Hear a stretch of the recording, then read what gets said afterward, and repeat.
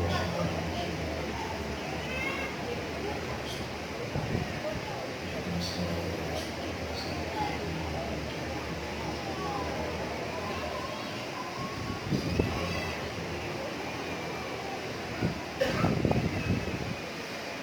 أعوذ بالله من الشيطان الرجيم بسم الله الرحمن الرحيم الحمد لله الذي لا يبلغ مدحته القائلون ولا يحصي نعماءه العادون ولا يعدي حقه المجتهدون الذي ليس لصفته حد محدود ولا نعت موجود ولا وقت معدود ولا أجل ممدود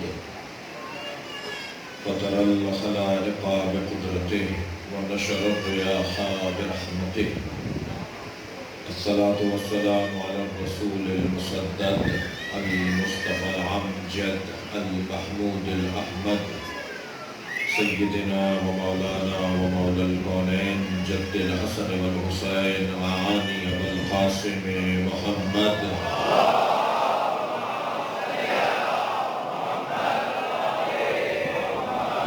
وآله الطيبين الطاهرين المعصومين الذين قال الله إنما يريد الله ليذهب عنكم الرجس أهل البيت ويطهركم تطهيرا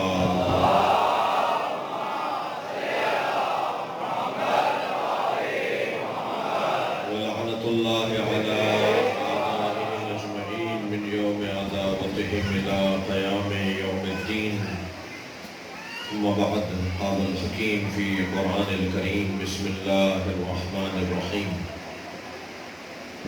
إن الله اصطفى آدم ونوحا وآل إبراهيم وآل عمران على العالمين صلوات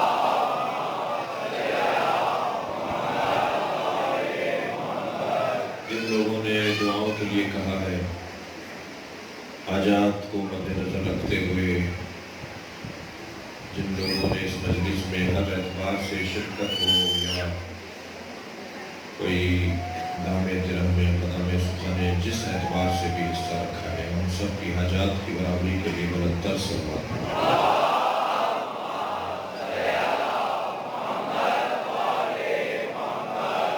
سورہ مبارکہ آل عمران آیت کا نشان ہے 33ویں آیت ارشاد ہو رہا ہے ان اللہ اصطفى آدم ونوحا وآل ابراہیم وآل عمران علی العالمین اللہ نے چن لیا ہے حضرت آدم حضرت نوح اور اللہ نے چن لیا ہے خاندان ابراہیم کو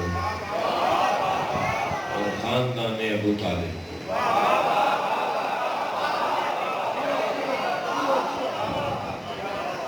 عمران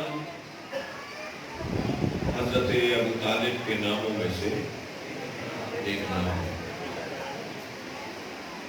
حضرت ابو طالب کے نام اور کنیت اور آپ کے تعارف میں جو ابتدائی بات ہے وہ کچھ یوں ہے کہ شناخت کا ذریعہ کبھی نام ہوتا ہے جسے علم کہا جاتا ہے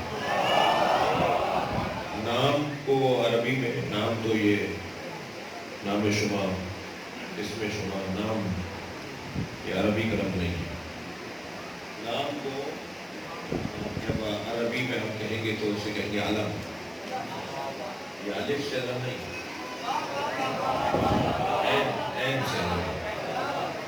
اور علم یعنی تعریف کی گئی علم کی وہ شناخت کا ذریعہ جو بغیر کسی شرط اور قید کے مسمہ کا تعین کرے اسے علم کہا جاتا ہے مثلا میرا نام مثلا सिकंदर अली नाम है और इस नाम का एक ये नाम है, ये इसम है, इसका एक मुसम्मा है। नाम अलहदा है और मुसम्मा अलहदा है। बहुत ज़रूरी नहीं होता और हमेशा नहीं होता कि इसम और मुसम्मा एक जैसे हो। कभी इसम और मुसम्मा में फर्क भी होता है। चेहरे पर कोई रौनक नहीं है और अम्मा ने नाम रख दिया कमर।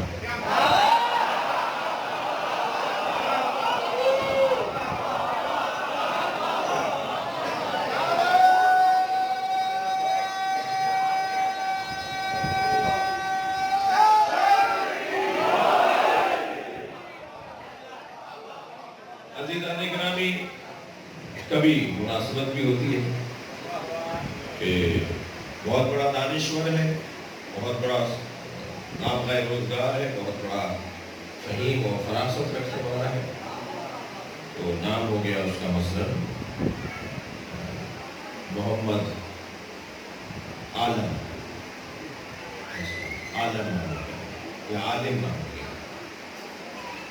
तो जब हम नाम रखते हैं ना, तो अब लफ्ज़ तो थोड़ा रफीक ना हो जाए, की ज़बान अपनी है। हम जब नाम रखते हैं ना तो कुरानंदाजी कर रखते हैं। हो सकता है जो नाम रखा है उसके मुताबिक उसकी शख्सियत बन जाए।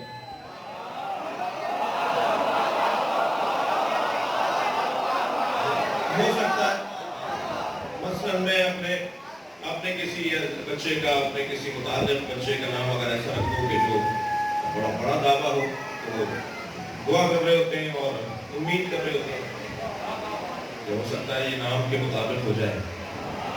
तो इसीलिए नसीहत ये है कि किस्मत आजमाई नाम रखकर मत हो, बल्कि वो नाम रखो जो अल्लाह ने रखे। मैं और आप तो जब नाम रखते हैं, हमें तो अपना ही नहीं पता तो हमारे बच्चे का हमें क्या पता है।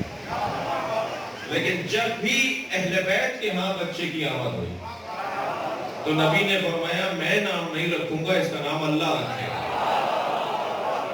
जब नाम रखने वाला अल्लाह हो तो वो जानता है जो नाम रखूंगा वैसे ही मुसम्मा होगा।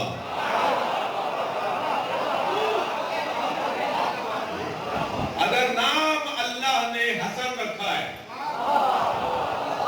तो जान लीजिए कि तमाम हुस्न और जमाल इसमें कुर्बान।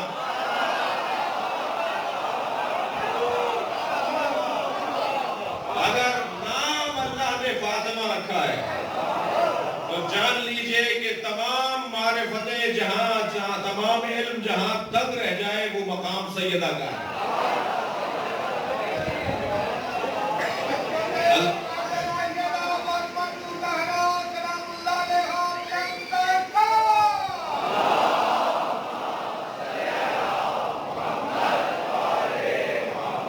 सरकारे दो जहां ने पंजतन के नाम, मौला अली का नाम, मौला हसन मौला हुसैन का, जनाब ज़ैनब का, पंजतन से हटकर जनाब ज़ैनब का, जनाब ज़हरा का, ये नाम सरकार ने रखे, नबी ने रखे। हमारा यकीन है, अकीदा है, हमारा ताल्लुक़ है सरकार से कि सरकार पर वही नाज़िल होती है। कुरान कहता है कि ये बोलते नहीं है जब तक कि वही ना हो, ये वही के मुताबिक बोलते हैं। तो अगर इन्होंने अपने बच्चों के नाम रखे तो ये वही के मुताबिक नहीं। कुर्बान तो हजरत अबू तालिब पर हो जाइए।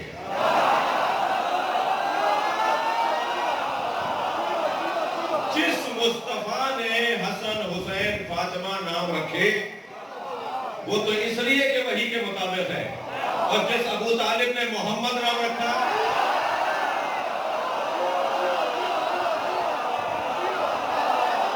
सलवात पढ़ेंगे मोहम्मद वाले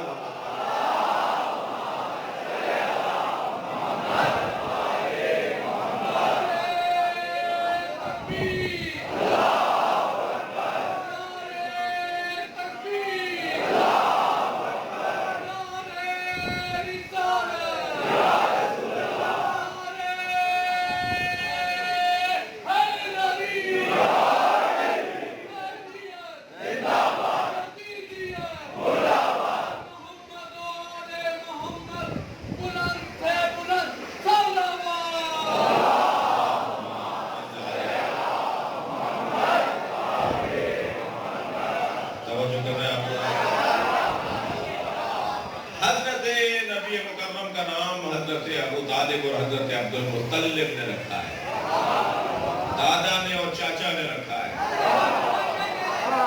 اللہ اکبر۔ مجھے ایک جملہ کہنے دیجئے، کافر ماں باپ کے رکھے ہوئے نام تبدیل کرنے پڑتے ہیں۔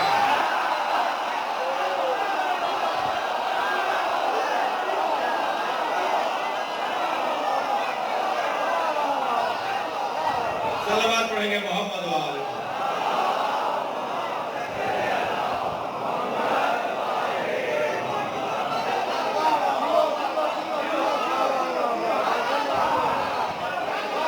صلوات پڑھیں گے۔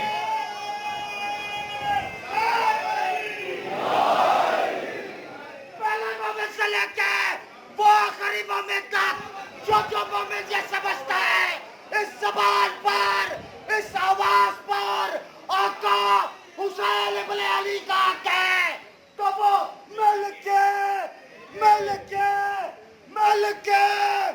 دونوں ہاتھ بلند کر کے پوری طاقت سے نعرے کا جواب دے گا۔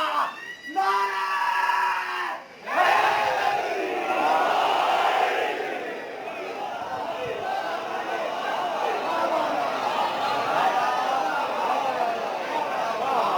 نام رکھتے وقت خیال رہے،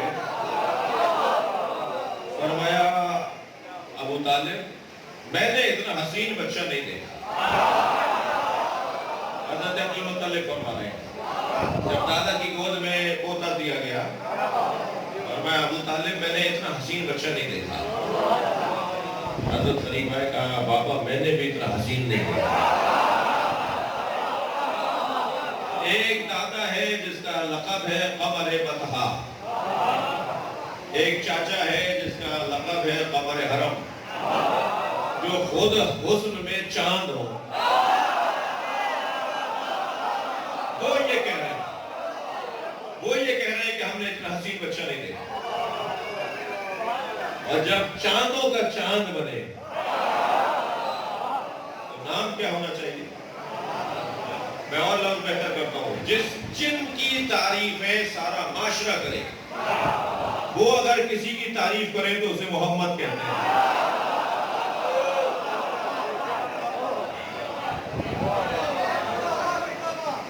یہی میں کہہ دیتا ہوں کہ سرکار کے دو نام سرکار کے 99، لیکن سرکار کے دو قرآنی نام، سرکار کے دو معروف نام، سرکار کے دو آسمانی نام، سرکار کے دو الہی نام، سرکار کے دو عاشقانہ نام، ایک محمد ایک احمد۔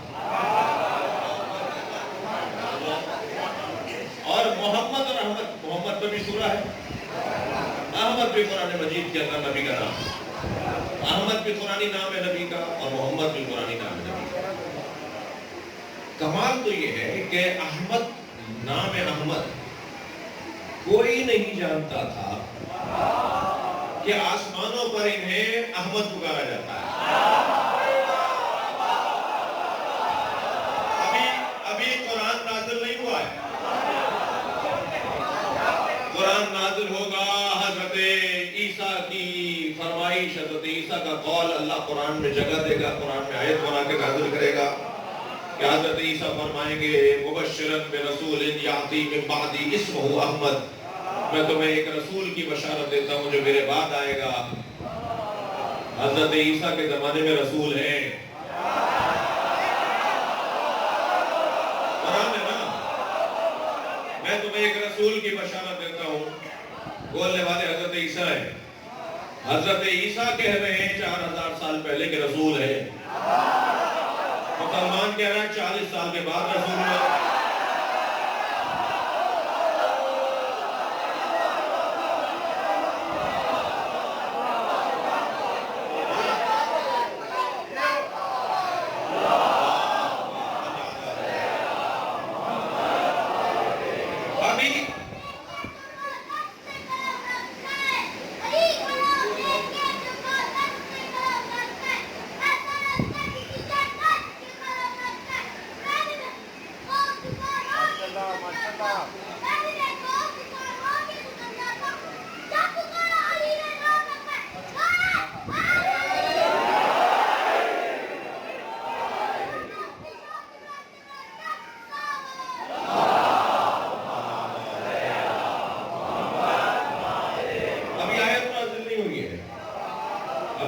قرآن نہیں آیا ہے جو حضرت عیسیٰ کا قول یہ سمجھ میں آ جائے کہ آسمانوں پر نبیوں کے لیے جو نام ہے وہ احمد ہے۔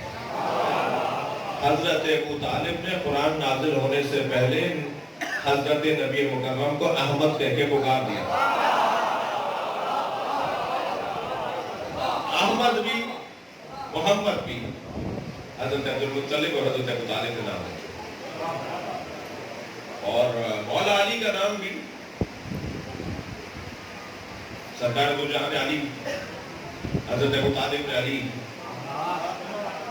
فرمایا اس کا نام کیا رکھا جائے؟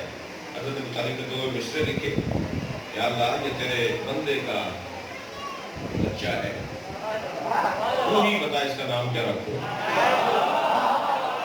نبی کا اللہ سے پوچھنا تو سمجھ میں آتا ہے،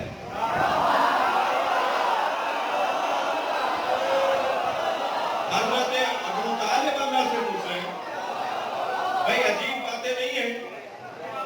قرآن نازل ہونے سے پہلے جو نبیوں کے نام ابو طالب نے نظم کر دیے تھے، اللہ نے وہی نام قرآن میں اتارے ہیں۔ 24 نبیوں کے نام وہی ہیں جو ابو طالب نے پہلے نظم کر دیے تھے۔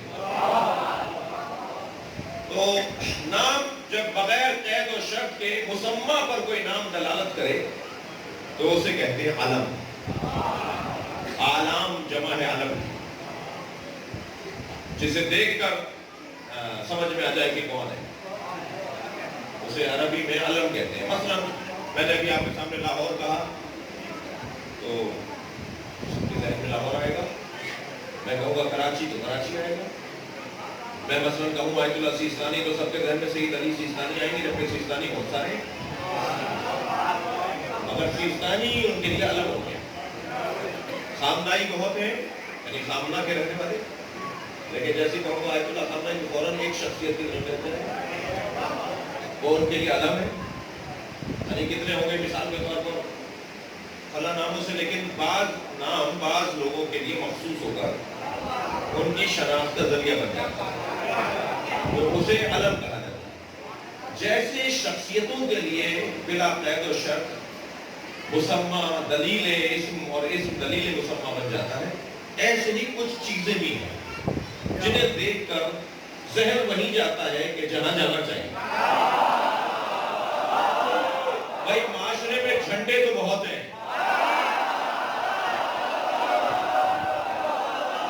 مگر علم کو دیکھ کر ذہن کربلا جاتا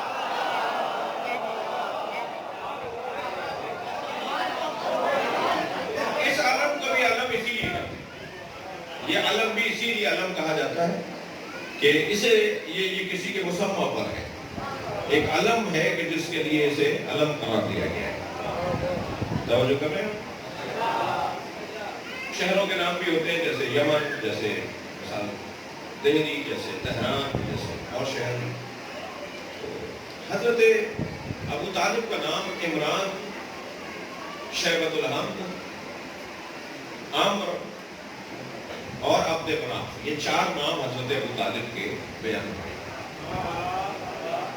لیکن حضرت ابو طالب کی کنیت غلبت الکنیت علی اسم، حضرت ابو طالب کی کنیت جو ابو طالب ہے وہ ان کے نام پر غلبہ پا گئی، یعنی اتنا زیادہ ابو طالب کہا گیا، اتنا زیادہ ابو طالب مانا گیا، اتنا زیادہ ابو طالب بولا گیا کہ جو عمران نام رکھا تھا وہ نام اب غیر معروف ہو گیا اور ابو طالب معروف ہو گیا۔ نام عمران ہے، نام شیبۃ الحمد ہے، نام عمر ہے، نام عبد مناف ہے، اور یہ چاروں نام جو آپ کے سامنے حضرت ابو طالب کے میں دے رہا ہوں، یہ حضرت عبدالمطلب کی زمانے مبارک پر، اسی طرح اس وقت کے شخصیات کی ان کے زمانے مبارک پر حضرت ابو طالب کے نام آتے رہے۔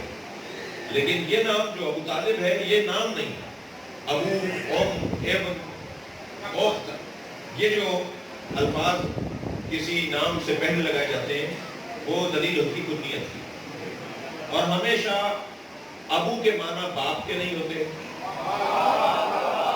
بلکہ ابو کے معنی کبھی باپ کے ہوتے ہیں، جیسے ابو الحسن، حسن کا باپ، اور کبھی ابو کے معنی مالک اور صاحب کے ہوتے ہیں، جیسے ابو دراب، مٹی کا مالک، مٹی والا. یہاں ترجمہ باپ کا نہیں کریں گے، یہاں ترجمہ مالک اور صاحب کا کریں گے. اب ابو طالب باپ کے معنی میں ہے یا صاحب کے معنی میں دقت چاہوں گا عزیزان گرامی. ابو طالب باپ کے معنی میں ہے تو ماننا پڑے گا کہ ایک بیٹا طالب ہے کہ جن کے یہ بابا ہیں. لہذا روایت کہتی ہے کہ 4 بیٹے تھے مولا علی کے، مولا ابو طالب کے، حضرت ابو طالب کے 4 بیٹے تھے. مولا علی کے 4 بھائی ہیں مولا علی. ایک حضرت طالب، ایک حضرت عقیل، ایک حضرت جعفر اور سب سے چھوٹے مولا علی. خبردار کسی کو چھوٹا دیکھ کر چھوٹا سمجھنا نہیں.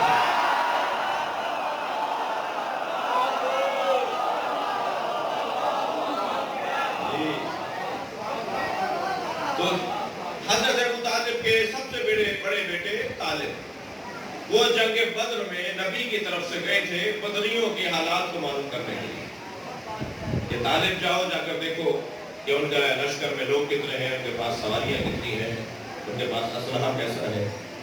جب وہ گئے تو واپس نہیں ہیں. بعض کہتے ہیں جی گم ہو گئے، بعض کہتے ہیں جی قتل کر دیے گئے، بعض کہتے ہیں جی اغوا کر کے انہیں دور لے جا کے شہید کر دیے گئے. پھر کچھ نہیں کرا ان کے بارے میں. لہذا بڑے بیٹے کی وجہ سے حضرت ابو طالب کی کنیت ہو گئی ابو طالب. ورنہ یہ ابو علی بھی ہیں، یہ ابو جعفر بھی ہیں، یہ ابو عقیل بھی ہیں، لیکن مشہور ہے بڑے بیٹے کی وجہ سے طالب. لیکن عزیزان گرامی میں دونوں معنی کروں گا. ابو یعنی باپ، ابو یعنی مالک و صاحب. حضرت ابو طالب کو ابو طالب اس وجہ سے بھی کہہ سکتے ہیں اور اس وجہ سے بھی کہتے ہیں. طالب کہتے ہیں تحقیق، جستجو، طلب میں شدت جب آ جائے تو صرف طالب نہیں کہا جائے گا، ابو طالب کہا جائے گا. طلب اگر طلب رہے، تحقیق اگر تحقیق رہے، جستجو صرف جستجو رہے، لیکن جستجو جب شدید ہو جائے، طلب جب کمال پر پہنچے تو اسے کہا جاتا ہے ابو طالب. تو ابو طالب اس شخصیت کو کہا جاتا ہے جو تحقیق سے بات کرتا ہے، سمجھ کر بات کرتا ہے، تحقیق کرنے کے بعد بات کرتا ہے. تو ابو طالب کا یہ روشن ایک معنی. اور عزیزان گرامی اس شخصیت کے نام کے حوالے سے ایک اور جملہ بھی کہتا ہوں کہ یہ وہ شخصیت ہے کہ جس نے 1-2 نہیں 12 اماموں کی امامت کا جوہر. میں اور لوگ بہتر کرتا ہوں. ایک معصوم امام کا باپ ہونا کتنی بڑی فضیلت ہے، جو ابو الائمہ بن جائے، تمام ائمہ کے باپ کی حیثیت میں ہو. اور یقین جانیے کہ باپ کی تعریف بیٹے کے سامنے جب ہوتی ہے تو بیٹا بڑھ کر عطا کرتا ہے. میرے مولا علی سینہ چوڑا کر کے کہتے تھے انا علی ابن ابی طالب، میں علی ابن ابو طالب ہوں. کوئی پڑھ کے تو کہتا نا کہ آپ کے بابا تو ایمان نہیں لائے تھے. یہ بار بار بابا کا ذکر کر کے بتاتے ہیں کوئی تو بولے، کوئی تو بات کرے. ورنہ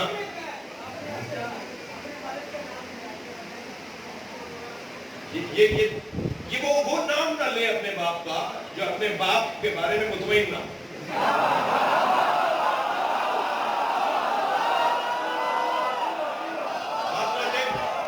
حضرت امیر المومنین جب فخر سے کہتے ہیں کہ میرا بابا ابو طالب، میرا بابا ابو طالب. تھکے نہیں ہیں تو حدیث سناؤں. اکثر میرے مولا علی، اکثر میرے مولا حضرت ابو طالب کے فضائل کو اپنی زبان سے بیان کرتے تھے تاکہ آئندہ کی نسلوں میں منتقل ہو جائے. فرماتے ہیں ایک مرحلے پر اللہ اکبر، میرے بابا ابو طالب قیامت میں لائے جائیں گے. یجی ابو طالب یوم القیامہ بسیماء الانبیاء وذی الملوک. انبیاء کی ہیبت اور ہیئت کے ساتھ اور بادشاہوں کے جلال کے ساتھ. یعنی حضرت ابو طالب کو جب کھڑا کیا جائے گا نا تو نبیوں کے ساتھ کھڑا کیا جائے گا. مسلمان ان کا کلمہ ڈھونڈ رہے ہیں. حضرت ابو طالب کی سیرت طیبہ کے دو پہلوؤں کی طرف توجہ چاہوں.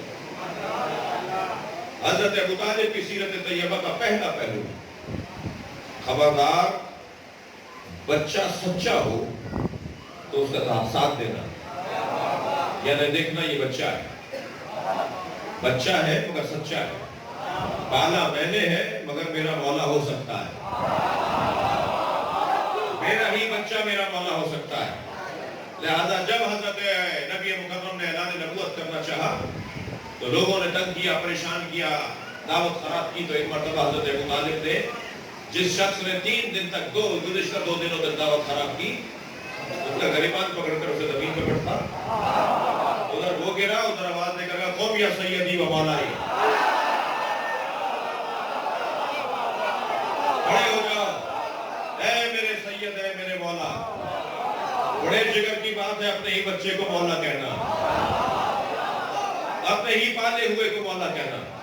کھڑے ہو جاؤ اور آ کر بڑھ کر بتاؤ کہ تم کیا چاہتے ہو. اور سرکار حضرت نبی مکرم نے اعلان نبوت فرمایا اور فرمایا کون ہے جو میری اس کام میں مدد کرے گا؟ تو مولا علی نے کھڑے ہو کر فرمایا کہ میں کروں گا. نبی نے فرمایا کہ کون ہے جو میری مدد کرے گا؟ جو میری مدد کرے گا وہ میرا وزیر ہوگا، خلیفہ ہوگا، جانشین ہوگا. مولا علی نے فرمایا میں مدد کروں گا. ابھی تو پتہ نہیں ہے کہ ہوگا کیا مدد کرنی ہوگی. جو اپنے جیسا کہتے ہیں میں ان سے مخاطب ہوں. ابھی تو پتہ نہیں ہے کہ اس کارِ تبلیغ میں کتنے موڑ آنے ہیں، کتنی مشکلیں آنی ہیں، کتنے پریشانیاں آنی ہیں. وہ ساری پریشانیاں بغیر دیکھے حضرت علی کہہ رہے ہیں کہ میں آپ کا ساتھ دوں گا. بھائی اپنے جیسا ماننے والوں کے لیے ایک جملہ کہہ دیتا ہوں، اللہ پہ توکل کر کے ہمت تو کرو.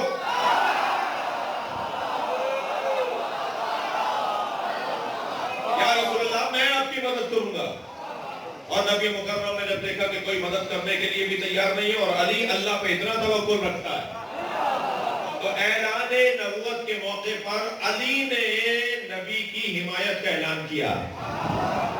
حل جزاء الاحسان الا الاحسان، احسان کا بدلہ کیا احسان کے علاوہ کچھ اور ہے؟ تو 23 برس پہلے علی نے کہا تھا میں ساتھ دوں گا، اور آپ نے علی کی حمایت کی وجہ سے اعلان نبوت کر دیا. 23 سال کے بعد جزا کا بدلہ جزا یہ ہوگا کہ غدیر میں کہیں گے من کو مولا. علی کی شہنشاہی ہے، علی کی شہنشاہی ہے، علی اس میں الہی ہے، علی کل ایمان ہے، علی حق ہے، علی حق ہے. علی کی دل میں محبت رکھنے والوں ہاتھ بلند کر کے مل کے بولو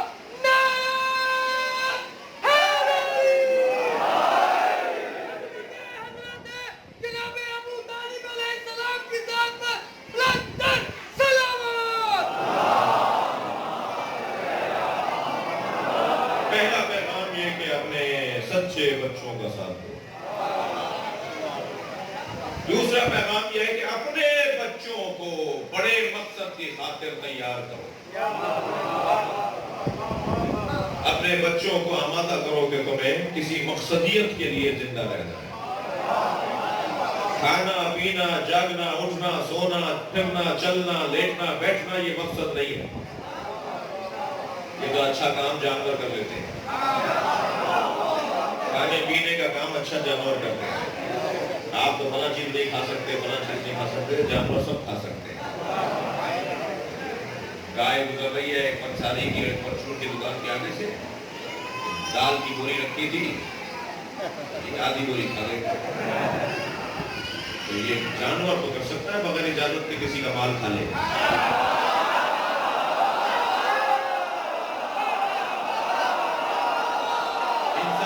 انسان تو بغیر اجازت کے کسی کا مال نہیں کھا سکتا.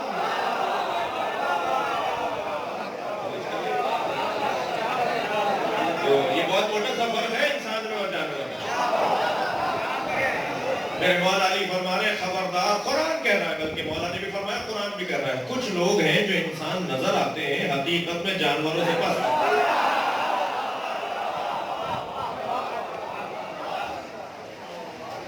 کھانا کون سا معیار ہے بھائی؟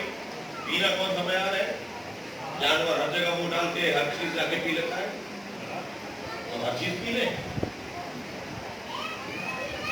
چیز پیئیں گے خبردار کوئی ایسی چیز نہ پی لینا بھائی جملہ محسوس کریں گے۔ بھوک اور پیاس فطرت ہے، تو پی لیں ہر چیز، کھا لیں ہر چیز، بھوک اور پیاس فطرت ہے، فطرت ہے تو کھا لو ہر چیز، پی لو ہر چیز، لیکن جب فطرت بھی لگام ہونے لگے تو اس کی لگام کو شریعت کہا جاتا ہے۔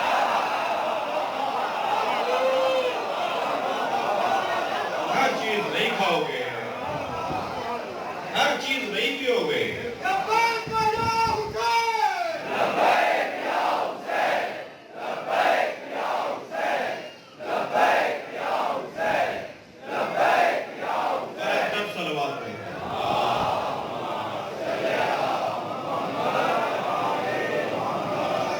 گھر بنا لیا یہ مقصد ہے۔ اگر گھر بنانا ہنر ہوتا تو بھائی سے زیادہ کوئی اچھا گھر نہیں بناتا۔ دنیا کے انجینئر دنگ ہیں کہ کیا بناتا ہے، اتنا اچھا گھر بناتا ہے۔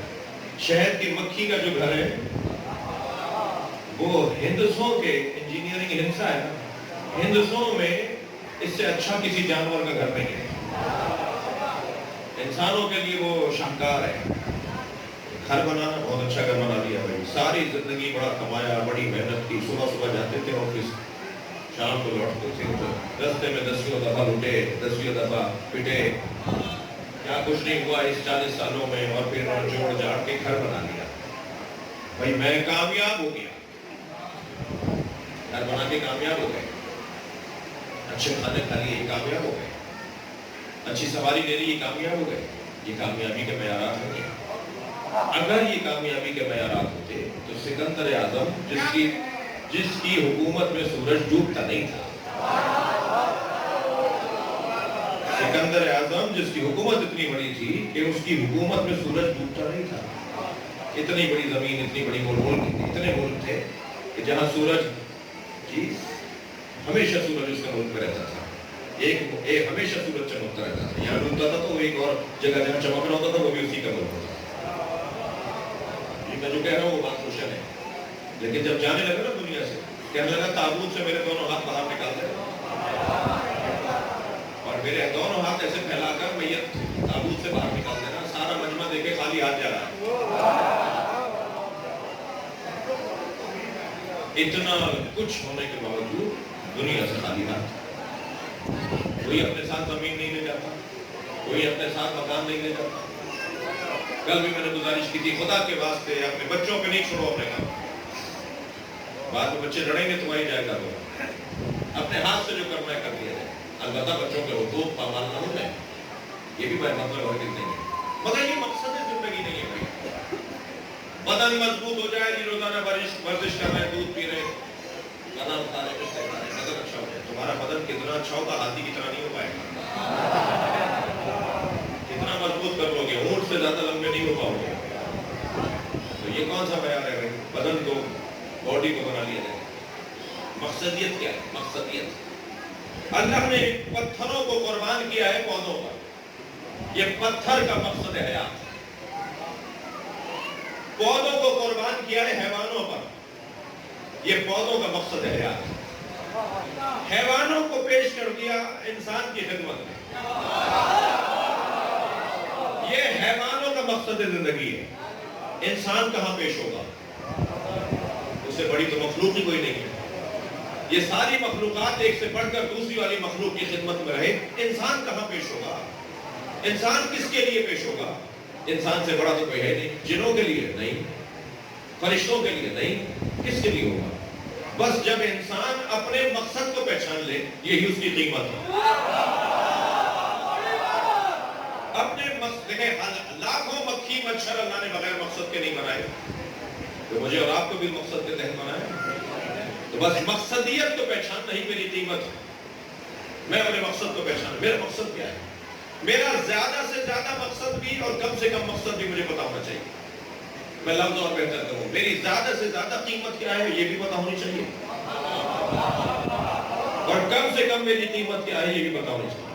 اب جب بات قیمت کی اور خرید اور فروخت کی آ گئی تو پھر انسان کسے بیچے, کس کے عوض بیچے, کہاں بیچے, اس کو سمجھنے کے لیے ہمیں ان تاجروں کے پاس جانا ہوگا جنہوں نے اپنی قیمت لگوائی, اور ایسی قیمت لگوائی کہ کسی بازار میں کھڑے ہو کر نہیں بکے, بستر پہ لیٹ کر بکے.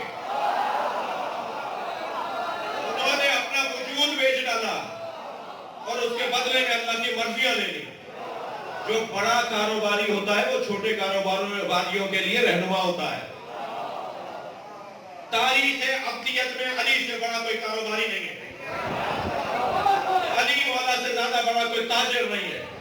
تاریخ عبدیت میں علی سے اچھا سودا کسی نے نہیں کیا. تو جو سب سے بڑا تاجر ہوگا وہی بتائے گا کہ ہمارا سودا کیسے ہوگا. تو فرمایا اپنے آپ کو بیچنا ضرور مگر جنت سے کم نہ بیچنا.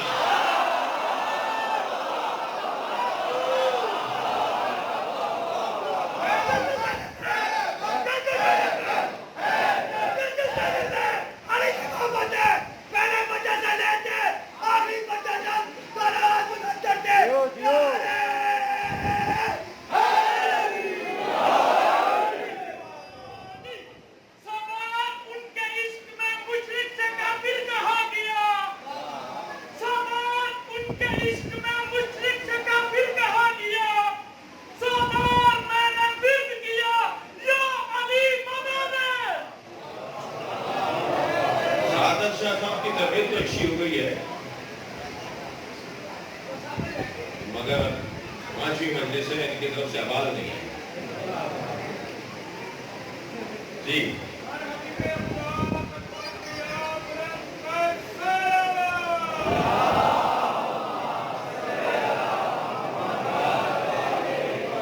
جی شاہ صاحب جی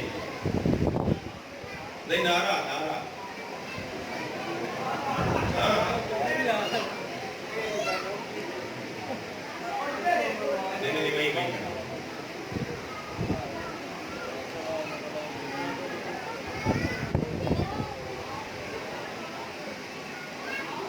یہ علاقوں کے حسن ہوتے ہیں,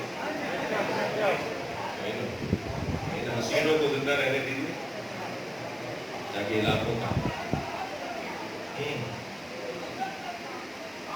جی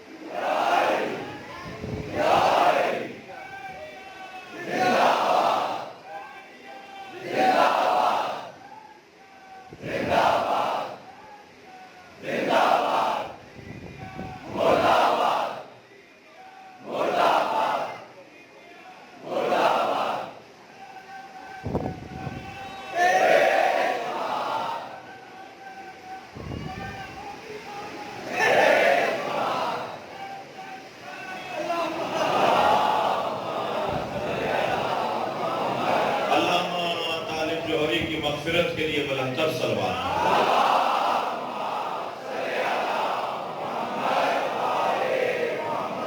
توجہ کر لی آپ نے.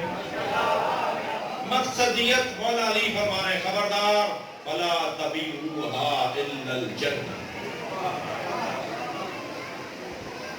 اپنے اس نفس کو, اپنے اس وجود کو جنت سے کم نہ بیچنا. جنت کم سے کم قیمت, زیادہ سے زیادہ قیمت رضوان من اللہ. ومن الناس من یشری نفسه ابتغاء مرضات اللہ, نفسه ابتغاء مرضات اللہ. واللہ رؤوف, مرضی اللہ کی مرضی, رضوان اللہ کی چاہت. رضوان یعنی اللہ کی چاہت، یعنی اللہ جو چاہتا ہے وہ علی کی قیمت. علی کا وجود بدلے میں ہے اللہ کی چاہت کے. اللہ کی چاہت علی کے وجود کے بدلے میں ہے. علی نے اپنے آپ کو بیچا ہے، اللہ کی چاہت لی ہے. تو بہت سیدھی سی بات ہے نا، جو علی چاہے گا وہی اللہ چاہے گا. تو مجھے السلام علیکم یا موادین الاعمال، سلام ہو اس گھرانے پر جو عمل تولنے کا ترازو ہے. میرے جتنے اعمال ہیں وہ تولے جائیں گے اس گھرانے کی محبت کے مطابق. نماز 2 رکعت آپ نے بھی پڑھی ہے، آپ نے بھی پڑھی ہے، اس نے بھی پڑھی ہے، اس نے بھی پڑھی ہے، میں نے بھی پڑھی ہے، سب نے پڑھی ہے، مگر ہر ایک کی نماز کی قیمت علیحدہ ہے. روزہ سب رکھتے ہیں، حج سب کرتے ہیں، مگر سب کے حج کی قیمت ایک جیسی نہیں ہے. ہر ایک کے حج کی قیمت اتنی ہی ہے جتنا اس کے دل میں علی بستا ہے.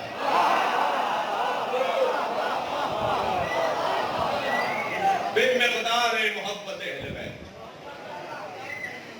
میری عبادتیں بے مقدار محبت اہل بیت. تو ممکن ہے اس وقت مجمع میں اگر مجلس کے اندر اگر فرض کریں 10,000 آدمی آئے ہوئے، 4,000 آدمی آئے ہوئے، 6,000 آدمی آئے ہوئے، ہزاروں کی تعداد ہے اس وقت مجلس میں. یہ جو ہزاروں کی تعداد میں لوگ آئے ہوئے ہیں تو ہر ایک کی قیمت نماز روزے کی علیحدہ ہے. بس جیسے جیسے میں اپنے دل میں علی کی محبت چاہت بڑھاتا رہوں گا، میری نماز کی قیمت بڑھتی چلے گی، میرے روزے کی قیمت، میرے حج کی قیمت بڑھتی چلی جائے گی. تو ہو سکتا ہے کہ کوئی 70 رکعتیں پڑھے اور اسے کچھ بھی نہ ملے، اور کوئی علی کی محبت میں 2 رکعت پڑھے.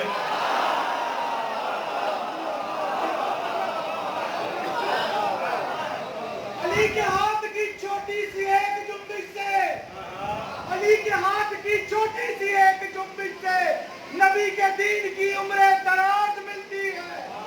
علی کے ہاتھ کی چھوٹی سی ایک جنبش سے نبی کے دین کی عمر دراز ملتی ہے. تجھے علی میں، تجھے نماز میں میرا علی نہیں ملتا، مجھے علی نہیں ساری نماز ملتی ہے.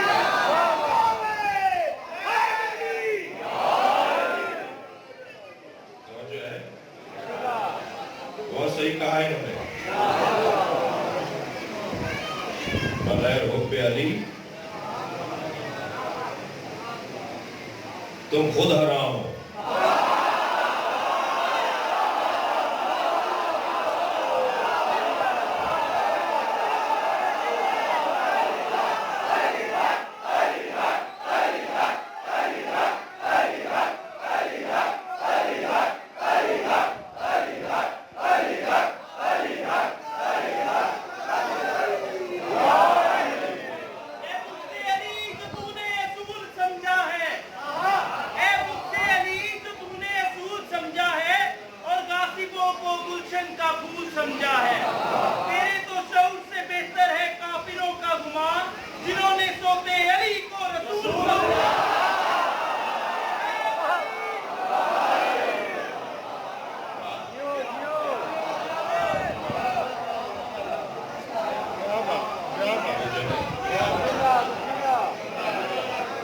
دیکھیے 2 موضوعات کو ممبر سے بیان نہیں کیا جائے گا.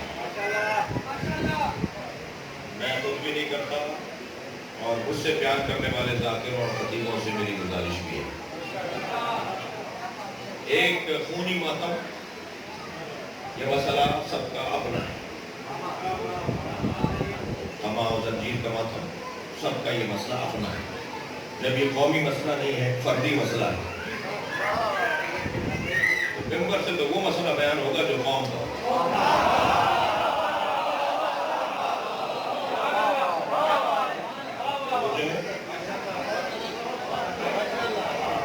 دوسرا مسئلہ ممبر سے بیان نہیں ہوگا تو ہے شہادت ثالثہ. اس لیے کہ یہ بھی فردی مسئلہ ہے.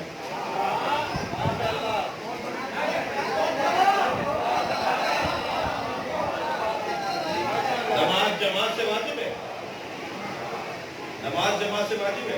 بولو نہیں ہے نا. نماز جماعت سے تو واجب نہیں. نماز سورت کا واجب ہے. جماعت سے پڑھنے کا ثواب زیادہ ہے. اولویت ہے, ترجیح ہے. یہ تو فردی مسئلہ ہے. ہر شخص کی نماز اپنی ہے. رات اپنی ہے. اس کو نماز میں کہاں کیا ذکر پڑھنا ہے وہ خود طے کرے گا کسی ایکسپرٹ سے پوچھ کر.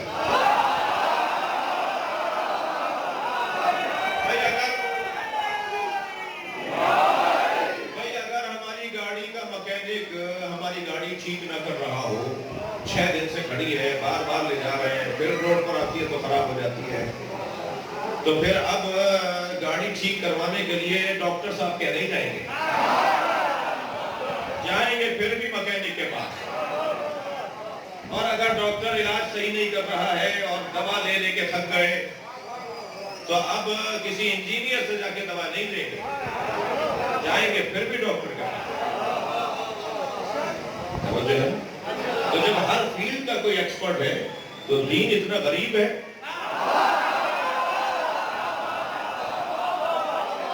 اس کی تشریح کرنے والا کوئی نہیں ہے. ہر ککڑی بیچنے والا کہتا ہے میں مفتی ہوں.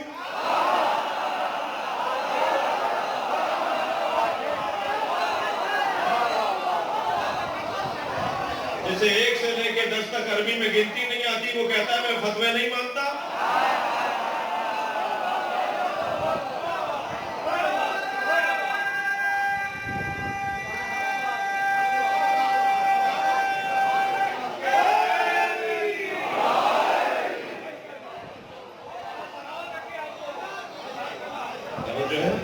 میری کم سے کم قیمت جنت, زیادہ سے زیادہ میری قیمت رضوان من اللہ, اور جو سب سے اچھی قیمت اور سب سے بڑی قیمت لگی ہے وہ مولا علی نے لگائی. علی نے اللہ کی لگائی, علی نے اپنی لگوائی ہے, اور مرضیاں اللہ سے لے لی ہے اور اپنی جان دے دی. اب علی کا کچھ نہیں ہے, علی کا جو کچھ ہے وہ اللہ کا ہے. یہ وجود اللہ کا ہے, یہ علی کا گھر اللہ کا ہے, یہ علی والے اللہ کے ہیں.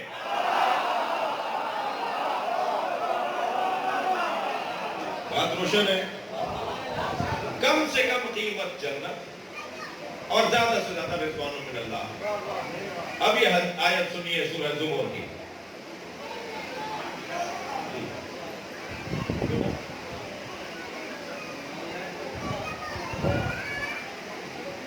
ایک سال بات کرنے رہا محمد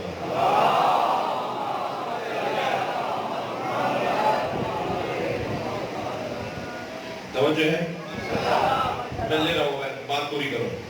کم سے کم قیمت بولیے. چلیے پہلے یہ سن لیتے ہیں. یہ بچہ بہت زیادہ مسترب ہے, پورا خط لکھا ہے اس نے.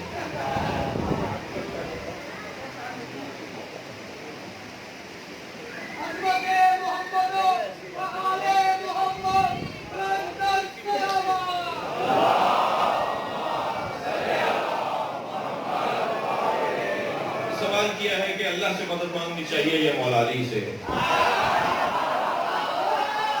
اور یہ اتنی دفعہ میں جواب دے چکا ہوں, تو ہماری پرانی تقریریں نکال کے سنو, مگر تمہارا دل رکھنے کو ایک جملہ کہوں.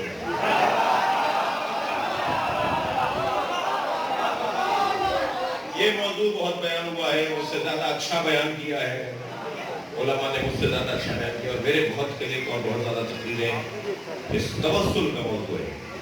مولا علی سے مدد مانگنا یعنی توسل, مولا علی سے مدد مانگنا یعنی وسیلہ. ہم علی کو معاذ اللہ اور رب نہیں کہتے. یہ ممبر شیعوں کا ممبر ہے, غالی اور حسینیوں کا نہیں.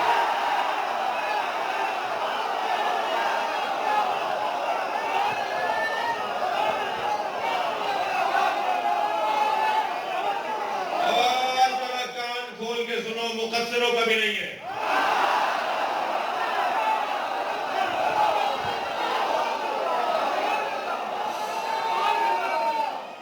سالم تشیع رکھنے والوں کا ہے.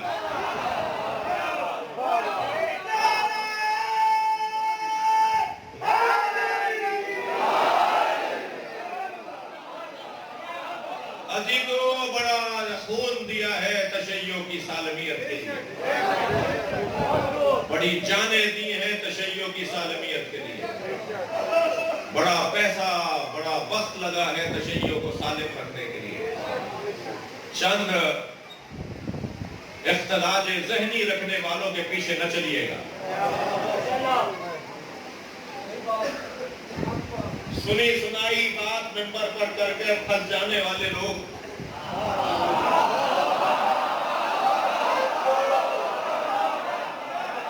وہ مشکل بڑھاتے ہیں۔ ایک بات سن لی،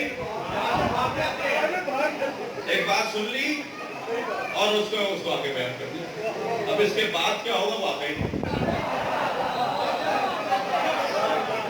میں عمومی ایک جنرل بات کر رہا ہوں، ایک جنرل بات کر رہا ہوں، میرا کوئی خاص مطمع نظر نہیں ہے، جنرل قائد قانون کی بات کر رہا ہوں۔ ہضم جب تک نہیں ہوگی، جیسے کھانے ہضم نہیں ہوتے، ایسے ہی بہت سارے علمی مفاہیم اور مضامین ہیں جو ہر ایک سے ہضم نہیں ہوتے۔ لہذا میرے عزیزوں، میرے بچوں، میرے جوانوں، لاہور کا منتخب اور کہاں سے آیا وہ مجمع ہے، ہمارے سنی بھائی بھی بیٹھے ہوئے ہیں، بڑا خیال رہے بات وہ ہو کہ جو میں ہر جگہ کر سکوں۔ میں جو بات اپنے حلقے میں کر رہا ہوں، اگر صحیح ہے تو ٹی وی میں بھی کروں، اگر وہاں جا کر مجھ سے بات نہیں ہو رہی اس کا مطلب ہے کہ مجھ میں کمزوری ہے۔ بہت اطمینان کے ساتھ، وقار کے ساتھ، دلیل کے ساتھ اپنی بات کریں اور بہت سوچ سمجھ کے بات کریں۔ یہ مکتب بڑی محنتوں سے ہم تک آیا ہے، یہ کسی کا دیوان نہیں ہے، یہ امام صادق کے فرمان ہے۔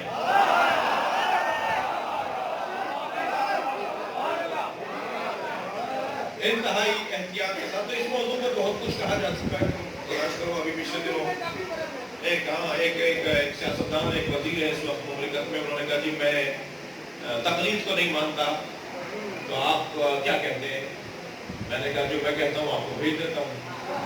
اور ہم نے اپنے بچوں سے کہا جو ہمارے تھوڑا بہت میڈیا دیکھتے ہیں، میں نے کہا جی تقلید پر جو کچھ میں نے کہا ہوا ہے وہ ذرا کلپ ڈھونڈو، 100 سے زیادہ کلپ ہمارے، 100 دلیلیں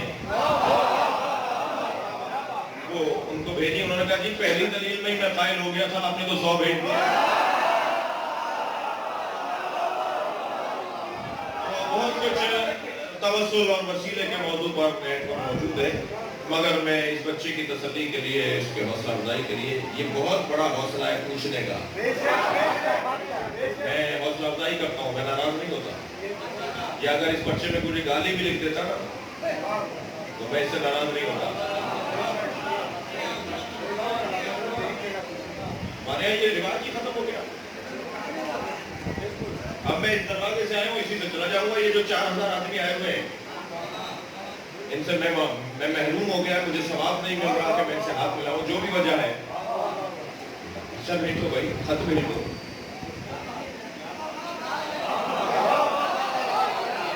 مجھے جواب دینا چاہیے، نہیں آتا تو کہہ دوں کہ آئندہ بتاؤں گا، آج میرا ذہن تیار نہیں ہے۔ سلونی کا دعویٰ تو صرف علی نے کیا ہے۔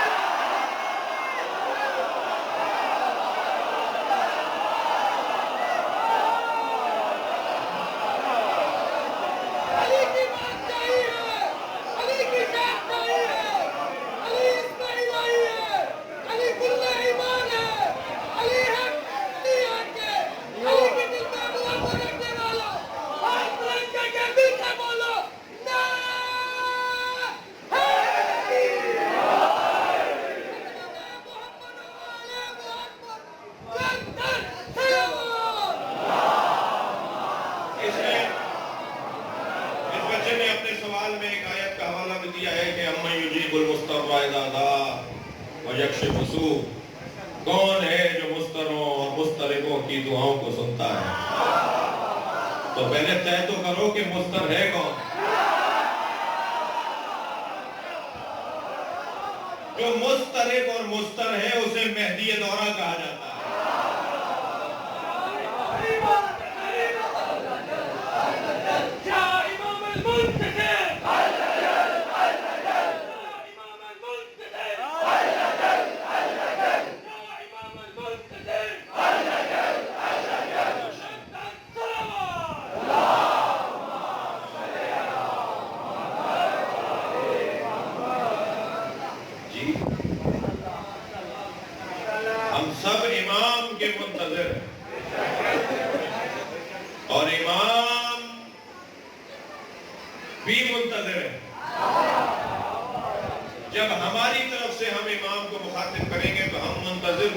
منتظر. جب امام کی طرف سے ہمیں مخاطب قرار دیا جائے گا تو وہ منتظر، ہم منتظر. مجھے تو اب تک سمجھ میں نہیں آیا کہ انتظار کر کون رہا ہے. 2 مصروں میں، اور اچھا کر دیا، 2 مصروں میں لکھنوی شاعر 2 مصروں میں کہتا ہے ہم ان کی دید کے طالب و حکم خالق کے. ہم ان کی دید کے طالب و حکم خالق کے، مزہ ہے دونوں طرف انتظار ہوتا ہے. صلوات پڑھیں گے محمد و آل محمد.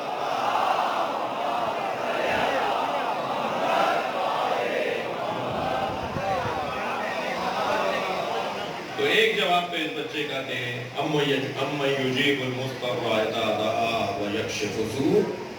اس آیت کا مطلب کیا ہے؟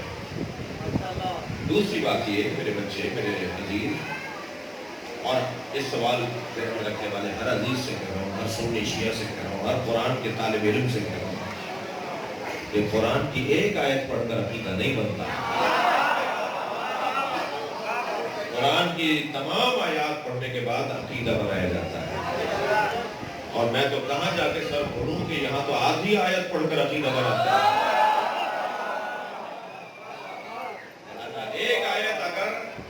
ایک آیت اگر اللہ سے مانگنے کی بات کر رہی ہے اور دوسری آیت میں اللہ کا نمائندہ ہی اپنے بندوں سے مانگ رہا ہو. کون ہے جو میری مدد کرے؟ کون کہہ رہا ہے؟ حضرت عیسیٰ کہہ رہے ہیں اپنے والد سے. حضرت عیسیٰ اللہ سے مانگیے نا، اللہ سے کہیے کہ اللہ میری مدد کرے. کون ہے من انصاری اللہ؟ کون ہے اللہ کی خاطر میری مدد کرنے والا؟ تو قاعدہ کیا بنا؟ اللہ کی خاطر مدد کرنے والا اگر کوئی ہو تو وہ مددگار ہوتا ہے.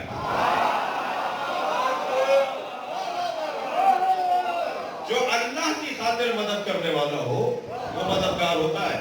تو اگر حضرت عیسیٰ کی امت اللہ کی خاطر ان کی مدد کرے تو عین توحید، اور اگر علی ہماری اللہ کی خاطر مدد کرے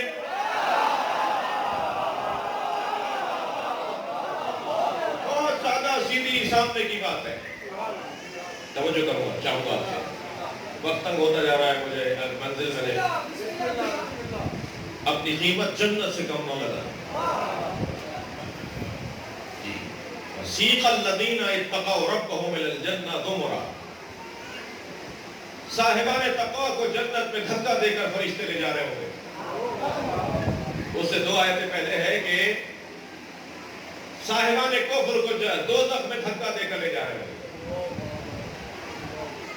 صاحبان کفر کو دوزخ میں دھکا دے کے فرشتے لے جائیں گے. یہ تو بات سمجھ میں آ گئی. یہ کیسے سمجھیں گے جنتیوں کو فرشتے جنت میں دھکا دے کے لے جا رہے ہیں؟ کیوں نہیں جا رہے بھائی؟ تو پوچھیں گے ہم تو متمنی ہیں، ہم تو آرزو کر رہے ہیں ہمیں جنت مل جائے. جنت مل گئی ہے، جا کیوں نہیں رہے؟ فرشتے دھکا دے رہے ہیں، جانے کو تیار نہیں ہے.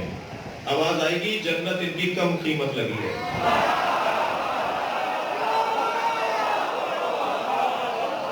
یہ اللہ سے اور چاہتے ہیں، یہ اللہ سے جنت سے زیادہ چاہتے ہیں. جنت سے زیادہ اور کیا ہے؟ یہ نہیں جانے کو تیار. پوچھا جائے گا فرشتوں سے کون ہے؟ جواب دیا جائے گا ہم غداس الحسین، یہ حسین کے عزادار کہہ رہے ہیں کہ ہمیں وہ جگہ چاہیے جہاں حسین ہو.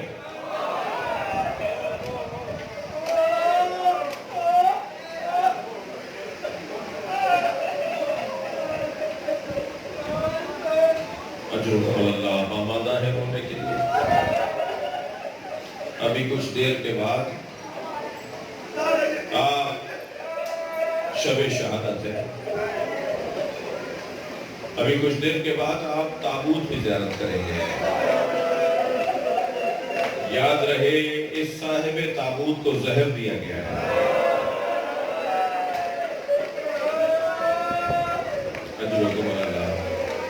تابوت کی زیارت کرتے وقت اس بات کا خیال رہے کہ جگر کٹ کٹ کے باہر آ چکا ہے.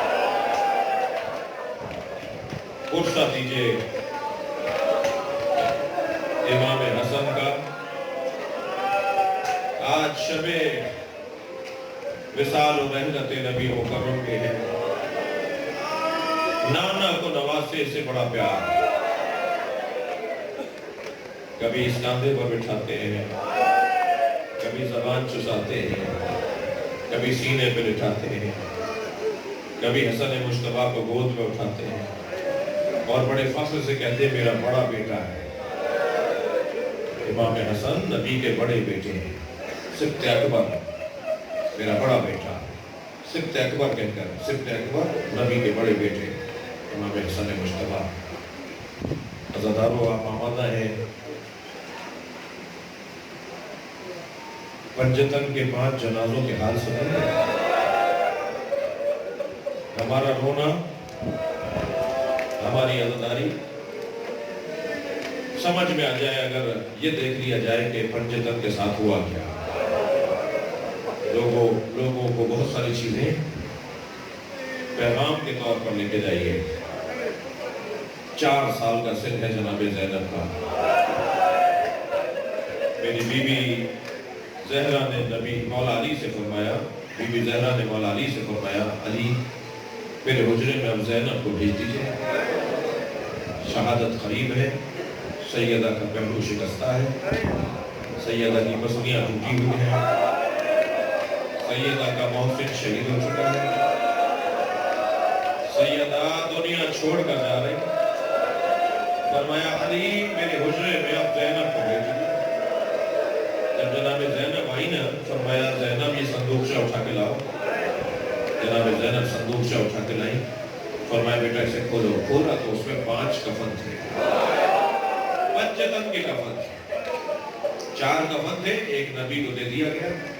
फरमाया जन्नत से जिब्रील जब मेरे बाबा की रहलत हो रही थी तो जन्नत से 5 कफन लेकर आए थे और 5 हुनूत लेकर आए थे। एक कफन बाबा को दे दिया, ये 4 कफन है, ये जिम्मेदारी है मैं जा रही हूँ तुम्हें सौंप रही हूँ। खवातीन और बीवियां भी बैठी हैं, खवातीन मौजूद है। मामूलन जब किसी घर में रहनत हो जाती है तो मर्द घर में जाके औरतों से कहते हैं कफन ला दो। तो कफन की जिम्मेदारी मामूलन खवातीन की है। नबी ने अपनी बेटी जनाब ज़हरा को दिया था और जनाब ज़हरा अपनी बेटी ज़ैनब को दे रही है। एक कफन का बेटा दिखाती रहो, मैं बताती रहूं कि कौन सा कफन किसका है। एक कफन देखकर फरमाया अभी इन्हीं दिनों में तुम्हारे बाबा घर में आकर तुमसे कहेंगे ज़ैनब अपनी माँ का कफन दे दो।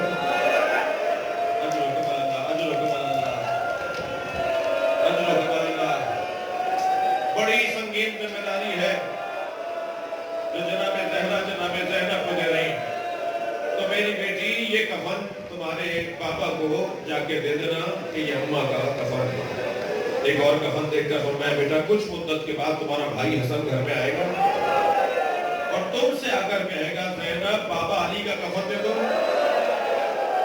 तो ज़ैनब ये कफन बाबा अली का है, तुम अपने भाई हसन को ये कफन दे देना। फिर तीसरा कफन देखा, फरमाया कुछ मुद्दत के बाद तुम्हारा भाई हुसैन घर में आके तुमसे कहेगा भाई हसन का कफन दो। तो ये भाई हसन का कफन है, ये अपने भाई हुसैन को दे देना। अज़ादारों का आखिरी कफन रह गया। जनाब ज़ैनब ने माँ को दिखाया, जनाब ज़हरा ने देख के गिरिया किया और फरमाया ये भी हसन का है।